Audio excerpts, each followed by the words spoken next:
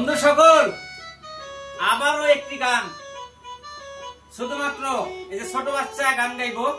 আর বাকি তো দেখাই পাচ্ছেন দুটাই একই বয়সের প্রায় অল্প ছোট বড় তো ইনেরও বাদ্য শুনবেন এনার গান শুনবেন এনার বাদ্য শুনবেন আমি তো মুখের কথা আর কিছু না ভালো লাগলে সাথে থাকবেন ধন্যবাদ শুরু করে দাও